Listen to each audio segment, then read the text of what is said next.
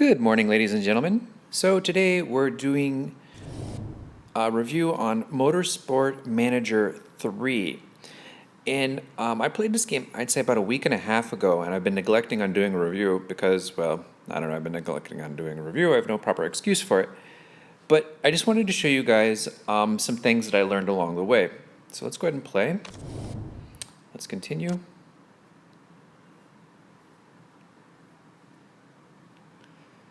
Oh, and some of the wording might be kind of funny because I intentionally named my character like Revenge is Making a Game. So, yeah, I don't know if it's going to come through in this video. I didn't actually record a lot of gameplay because the gameplay in this is kind of interesting. So let's see here.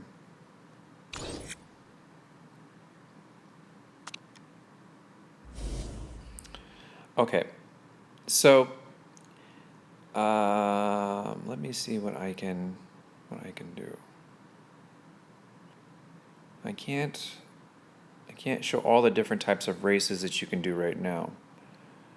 Give me a second here. I'm thinking. I guess we can look at the calendar. We might start a new game here in a second, just for fun.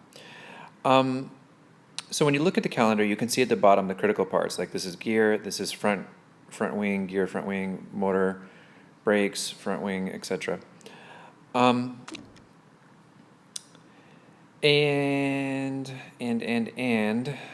yeah.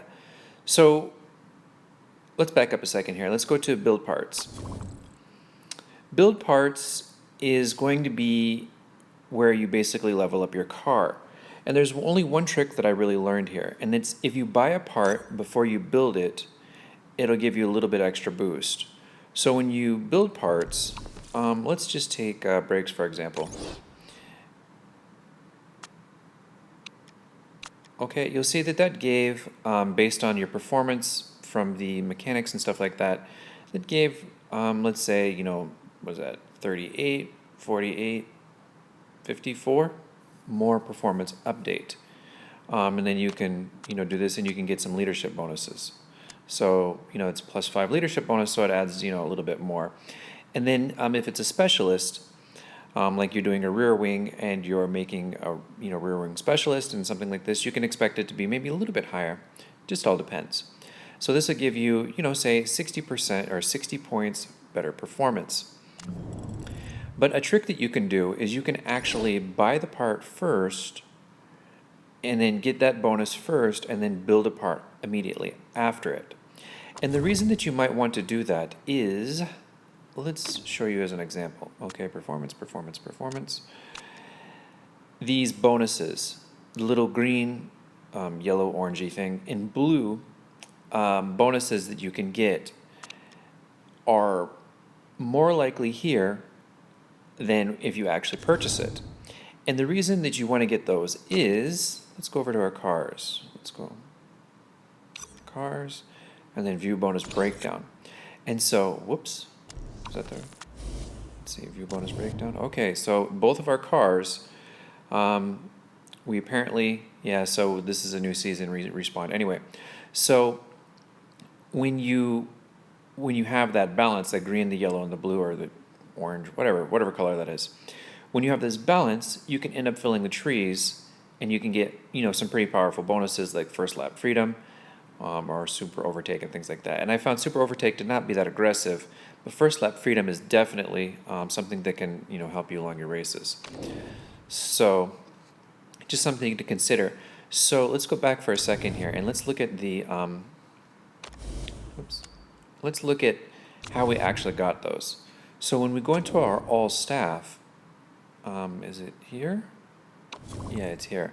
So when you go into your all staff, when you're trying to find team leaders with bonuses, having one that's balanced, the green, the yellow, and the blue as a balance is really, really, impactful. So having high performance and that good bonus plus a leadership means that even if they aren't a specialist in motor or something like that, you probably always want to pick them when you're building your parts because the in modifier is going to really help.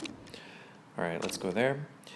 You can't find it right, I can't show it to you right now, but next year's car, when that opens up, You probably want to focus on bonuses, maybe, because again, it goes back to those modifiers that are going to help you. I mean, it really depends on what you're striving for.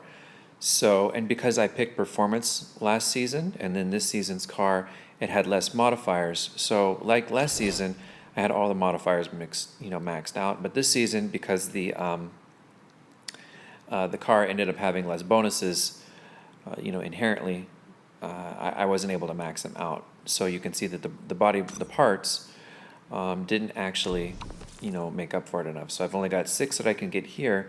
So that would have depended on the car to have, 3 each, and it didn't. So there's that. Other things that help. So the Young Driver Performance Program was a hit or miss. I had one season that yielded this basically perfect driver, and then another 2 seasons that basically yielded okay drivers, but not great. So Zoe is a driver that I picked up. So I basically recruited her, but Pierre Gerner is a driver from the student program. So I mean, it can go both ways. So it's kind of like if you recruit somebody directly, you're going to have to pay recruitment bonuses and high salaries and things like that. So the student program can kind of save you per race costs, but it's more of a crapshoot, because if you go into the Scout a Driver, you can see that there are drivers with perfect stats, but recruiting them is going to take a lot of influence. So, and the other thing to be concerned about is the personality. Driver's mechanic relationship, increases 25% slower. Sponsorship appeal is also something that you need to be concerned with, things like that. So for my drivers, it was basically a lot of, luck and keeping, making sure that things anyway lined up. So like that actually ended up being something that I had to buy. One time it said, hey, she's getting old, put her in for cosmetic surgery. And that added that trait. And then this trait, this guy, regular Joe, but he's got In the Zone, Champion, and his sponsor appeal is just awesome. So sponsor appeal can really help you long term with ensuring that your per race amount, your per race amounts are quite good. And right now mine are not that good, but I've got a very high sponsor appeal. So you're going to see that I have some store credits. I have a high balance. I ended up spending, I think it was about $25 or $30 on this game. And for me, it was a really enjoyable 2 or 3 days of kind of fun. And in the game, you don't directly race, you just manage a race. I'm not really interested to show what that means right now, but I'll let you guys explore it. So, in terms of qualifying and things like this, it's an interesting take on a racing game. So instead of directly racing, you're basically managing the drivers, you're managing the cars, you're managing the staff, you're managing building parts, things like this. And it's just a very interesting twist on a racing game, and I just really enjoyed it for a couple of days, and I just felt like sharing this with you guys. So, yeah, that's my review of it. It was well spent, $25. I can't say I really learned much in it that would help me in my game, but it was fun. So hopefully other people kind of find it fun too. Anyway, I love you guys. Good morning, and have a happy Monday and a beautiful week.